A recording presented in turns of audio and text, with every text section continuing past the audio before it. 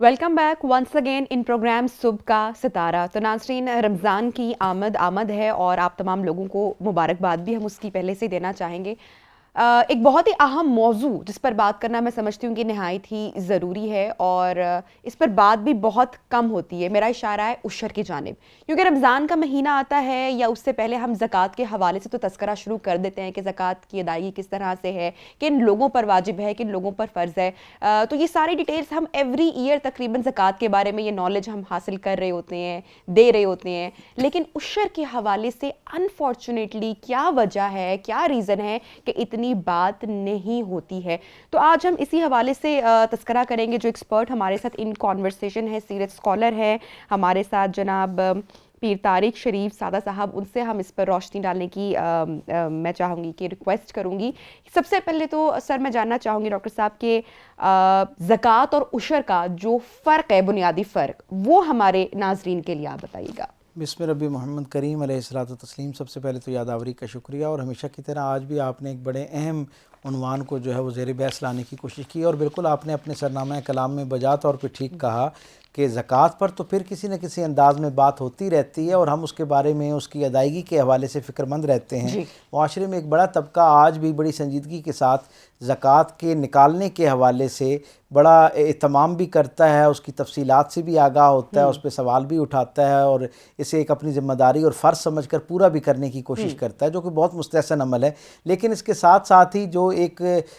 इसी का ही एक ज़ैली शोबा जिसकी तरफ बहुत कम तवज्जो दी जाती है और इसी के नतीजे में उसका ख्याल भी कम रखा जाता है, उस पर बात भी कम होती है, वो उशर का जो है वो एक उन्वान है जिस पे मैं समझता हूँ कि बहुत ज़्यादा बात होनी चाहिए। और ख़ास तौर पे एक ऐसा मुल्क जो कि ज़रई मुल्क कहलाता है, जहाँ एक बड़ी आबादी का हिस्सा जो है वो ज़राअत के साथ वाबस्ता है, ज़मीन के साथ वाबस्ता है, ज़मीन से उगने वाले अनाज और फसलों के साथ वाबस्ता है, यानी जिनकी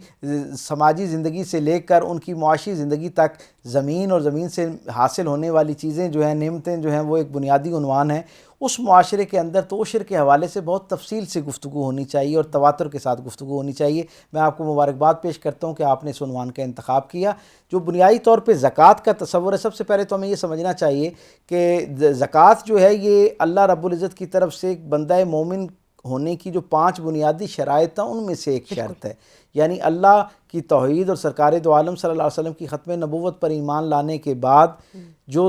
दूसरा अमल है वो जैसे नमाज है, उसी की तरह तीसरा अमल जो तीसरा तकाज़ा एक बंदा मोमिन से मुसलमान होने के हवाले से अल्लाह रब्बुल इज़्ज़त का है, वो ये है कि जब वो साहिब निसाब हो जाए, माली तौर पर एक ख़ास हद तक बावसाइल हो जाए, तो वो फिर अल्लाह के रस्ते के अंदर अपना जो माल है उसमें से कुछ हिस्सा जो है उसका इन्फाक करना शुरू करे, उसे खर्च करना शुरू कर दे। ये बेसिक पिलर्स में से जो इस्लाम की 5 बुनियादी तकाज़े हैं, 5 बुनियादी शराइत हैं, और फिर आम में जिन्हें 5 अराकीन इस्लाम कहा जाता है, उनमें से ये तीसरा रुकन है। और इसकी इतनी अहमियत है कि ख़ुद सरकार दो आलम सल्लल्लाहु अलैहि वसल्लम पर उतरने वाले कलाम मजीद के अंदर अल्लाह ने जहाँ जहाँ नमाज का हुक्म दिया है, बड़े एहतमाम के साथ, कसरत के साथ आपको नमाज की फ़र्जियत और नमाज की तरगीब जहाँ मिलेगी कुरान हकीम में, वहीं पे उसके साथ साथ ज़कात की तरगीब जो है वो भी आपको मिलेगी। यानी नमाज जो है वो आपके फ़िक्र का जो निज़ाम है, आपके अकीदे का जो निज़ाम है, आपकी इबादत का जो एक उमूमी तसव्वुर है, उसका वो एक इस्तारा है, उसकी अलामत है।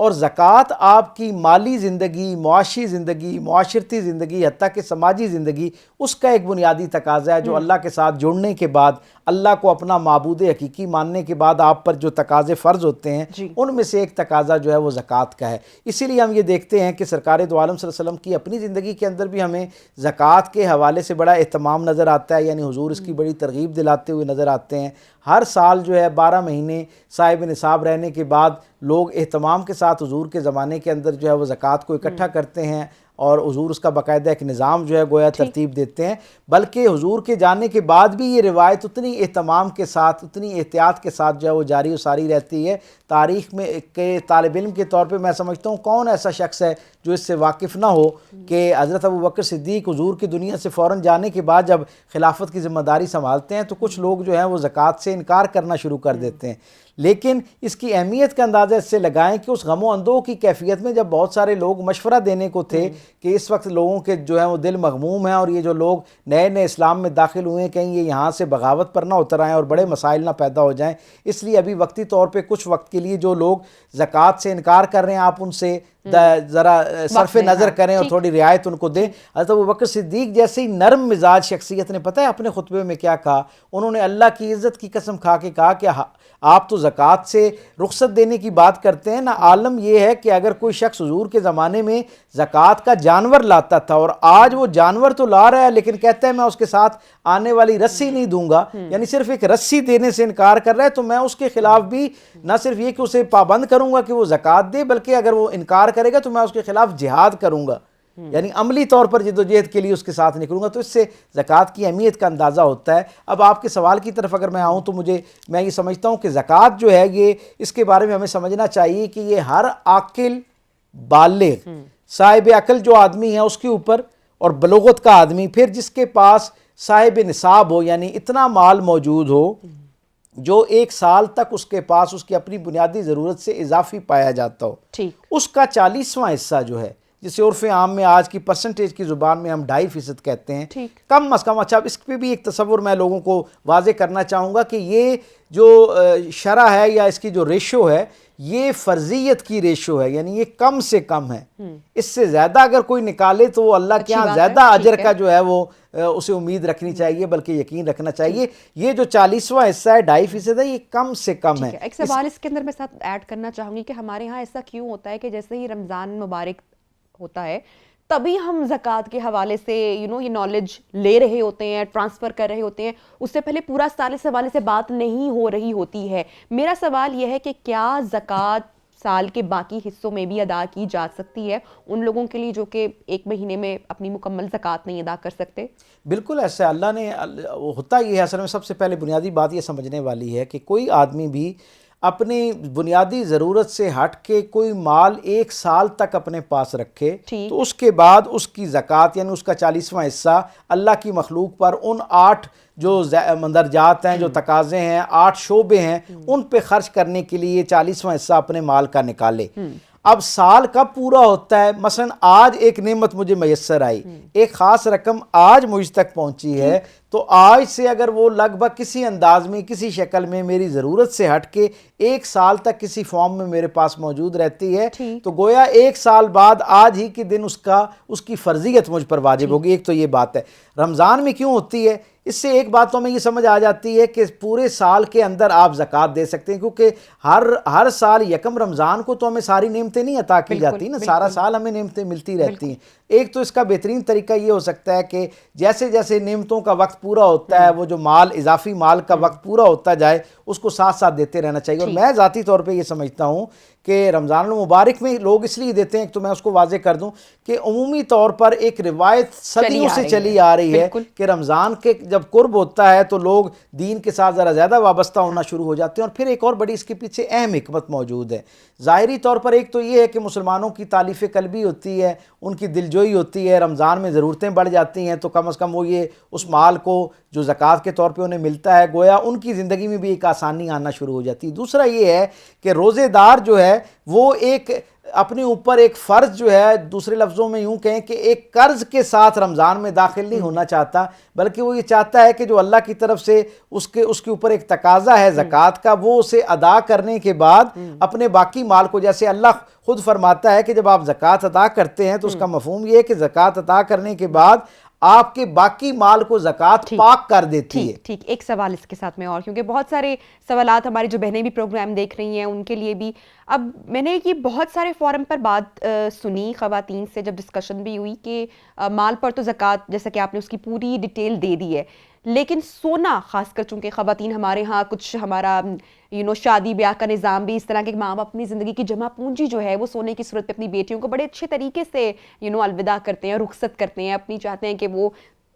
سری خواہشات جو ہیں وہ ان کو ملحوظ خاطر لایا جا سکے۔ لیکن ایسے میں اگر جو خواتین ہیں وہ زکوٰۃ نہیں ادا کر سکتی خاص کر سونے پر، تو پھر اس کا طریقہ کیا ہے؟ کئی دفعہ شوہر جنکاری ہو جاتا ہے کہ ہماری اتنی انکم نہیں ہے یا ہم اتنا نہیں کر پا رہے ہیں، پھر کیا صحیح رستہ ہے زکوٰۃ کی ادائیگی دیکھیں کا؟ بنیادی طور پہ اللہ نے ہر فرد کو مخاطب کر کے اس پر حقوق اور فرائض کی ایک ترتیب قائم کی ہے. ٹھیک.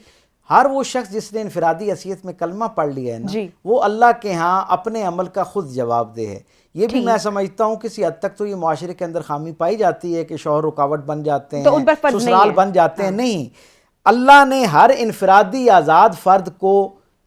اپنے حقوق اور فرائض کے حوالے سے الگ جو ہے وہ باخبر کیا ہے. سو خواتین جن کے پاس جو سونا ان کے والدین کی طرف سے آتا ہے تحفے کی شکل میں, یعنی جو ان کے ساتھ شادی کے طور پہ آتا ہے, یا حتیٰ کہ روزمرہ کے معمولات میں ان کے شوہر کی طرف سے, بیٹوں کی طرف سے, عزیز و اقارب کی طرف سے تحائف کی شکل میں جو سونا آ جاتا ہے, ہر وہ سونا جس کی مقدار 85 گرام سے زیادہ 1 سال تک آپ کے پاس رہے, خواہ وہ آپ اس کو استعمال کر رہے ہیں یا نہیں استعمال کر رہے ہیں, وہ سونا جو ہے اس کے اوپر آپ زکوٰۃ کے مکلف ہو جاتے ہیں, آپ کو اس کے اوپر زکوٰۃ نکالنی پڑتی ہے. اور یہاں تک حکم ہے کہ اگر ایک آدمی کے پاس اتنا ہے کہ وہ 85 گرام کے بعد, جسے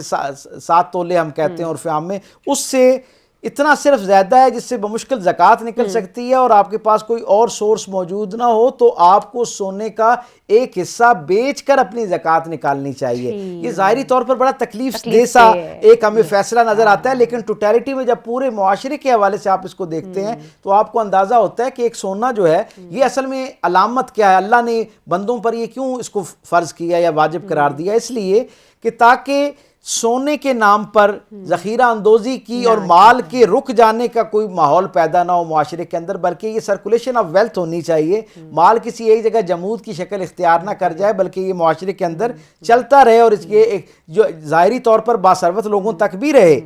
آپ یہ دیکھیں نا, آپ نے صرف اس کا 40واں حصہ نکالنا ہے, 39 حصے تو آپ کے پاس رہتے ہیں. اور میں ضرور چاہوں گی کہ آپ اس بات پر بھی روشنی ڈالیں کہ جو لوگ زکوٰۃ نکالتے ہیں, میری والدہ ہمیشہ مجھے ابھی تک کہتی ہیں کہ ان کے والد یعنی کہ جو میرے نانا ہے وہ یہ ہمیشہ کہا کرتے تھے کہ اگر آپ زکوٰۃ باقاعدگی سے ادا کرتے ہیں تو آپ یقین کریں کہ اگلے سال جو آپ کی زکوٰۃ ہے وہ دگنی ہو جائے گی یا وہ بڑھ جائے گی. اس کا مطلب یہ بڑھ جانے کا مطلب ہے کہ اللہ آپ کو اتنا دے رہا ہے, جو زکوٰۃ کا لفظ ہے نا, زکوٰۃ کے لفظ کے 2 معنی ہیں عربی کے اندر. ایک کسی چیز کو پاک کر دینا, منزہ کر دینا, پاکیزہ کر دینا, اور دوسرا اس میں برکت یا اضافہ ہو جانا. اور یہ واقعتاً اللہ کے نظام معیشت کا ایک خوبصورت حسن ہے کہ جب کوئی شخص اپنے مال میں سے یہ 40واں حصہ اس کی مخلوق پر خرچ کرنا شروع کر دیتا ہے, اور خالص ان 8 مدارج میں خرچ کرتا ہے, ان خاص مدات میں خرچ کرتا ہے جن کا ذکر سورہ توبہ کی آیت نمبر 60 میں اللہ رب العزت نے فرمایا ہے. جب ان 8 خاص ذیل میں یہ پیسہ خرچ کیا جاتا ہے نا زکوٰۃ کے نام پہ, تو ہو ہی نہیں سکتا کہ سال کے بعد جس دن دوبارہ آپ اعداد و شمار کرنا شروع کریں تو جو آپ کے پاس پچھلے برس جس پہ آپ نے زکوٰۃ نکالی تھی اس سے زیادہ مال آپ کے پاس جو ہے وہ موجود ہوتا ہے. اور اس کی سینکڑوں مثالیں جو ہیں وہ ہمارے پاس دنیا کے اندر موجود ہیں. ہماری اپنی زندگی میں میں ہمیشہ یہ کہا کرتا ہوں کہ اللہ نے بندوں کو تجارت کی رغبت دلائی ہے, وعدہ کیا, ان کو ترغیب دلائی ہے کہ آپ آپس میں ایک دوسرے کے فائدے اور نقصان کو دیکھ کر ان کے ساتھ تجارت کرتے ہیں. ہے کوئی جو اللہ کے ساتھ تجارت کرنے کے لیے تیار ہو؟ اللہ کائنات میں اللہ سے بہتر اور سچا وعدہ کرنے والا بھی کوئی موجود نہیں ہے, اور کائنات میں اس سے بہتر نفع دینے والا بھی کوئی موجود نہیں ہے. ایک دفعہ آپ یقین اور بھروسہ کرتے ہوئے اپنے مال میں سے وہ جو پسندیدہ چیز ہے اس کے رستے میں خرچ کر کے تو دیکھیں, پھر دیکھیں جو آپ کا پسندیدہ ہوگا نا اسے اللہ اپنی شان کے لائق بڑھا کر آپ کے مال کا حصہ بنا دے گا. اب اصل سوال یہاں پر یہ آیا ہے کہ زکوٰۃ کس کو دی جائے. بہت اچھا سوال. دور دراز ہم اکثر دیکھ رہے ہوتے ہیں کہ بھئی جو فلانا مستحق شخص ہے نا یہ بڑا محروم ہے, اس کو زکوٰۃ بنتی ہے, لیکن ہم یہ بھول جاتے ہیں کہ ہمارے خاندان میں بھی ایسے کئی مستحق لوگ موجود ہیں, یا ہمارے آس پڑوس میں یا ہمارے گھر کے ملازمین میں سے جن کو ہم زکوٰۃ دے سکتے ہیں, لیکن ان سب کو ہم نے نہیں دینی, لیکن دور دراز سے کہیں ڈھونڈ کر زکوٰۃ کی ادائیگی کی جاتی ہے. یہ عمل آپ سمجھتے ہیں؟ سب سے پہلے تو ہمیں یہ سمجھنا چاہیے کہ زکوٰۃ کیونکہ واجبات دینیہ میں سے ایک چیز ہے, فرائض میں سے ایک چیز ہے, اس لیے اس کی جہاں ترتیب اللہ رب العزت نے بیان کر دی ہے وہیں پر اس کی تقسیم بھی اللہ نے بیان کر دی ہے. قرآن حکیم کے اندر زکوٰۃ کا اہل جن طبقات کو قرار دیا ان میں سب سے پہلا طبقہ فقراء کا قرار دیا اللہ نے. یعنی فقیر کس شخص کو کہتے ہیں؟ ایسا شخص جس کے لیے روزمرہ کی زندگی کا جو رشتہ ہے اسے بھی قائم رکھنا مشکل ہو رہا ہو, جس کے لیے کھانا پینا پہننا اوڑھنا، زندگی کے بنیادی تقاضے جو انتہائی اساسی بیسک جو ہے نا ریکوائرمنٹ زندگی کی، جس کے پاس وہ اسباب بھی موجود ہوں، سب سے پہلے اس پہ خرچ کرنا چاہیے۔ پھر قرآن حکیم ہمیں جو دوسرا طبقہ جس کی طرف نشاندہی کرتا ہے فقراء کے بعد، وہ مساکین ہے۔ مسکین کون ہوتا ہے؟ مسکین وہ ہوتا ہے جس کے پاس، جسے عرف عام میں ہم سفید پوش کہتے ہیں، ایک ایسا شخص، ایک ایسا طبقہ جس کے پاس اپنی ضروریات زندگی پورا کرنے کے لیے مال اسباب موجود تو ہو لیکن ناکافی موجود ہو، اتنا موجود نہ ہو کہ جس سے آسودگی کے ساتھ پرسکون ہو کے وہ اپنی زندگی، اپنے بچے، اپنے گھر، اپنا معاشرہ، اپنا کچن چلا سکے۔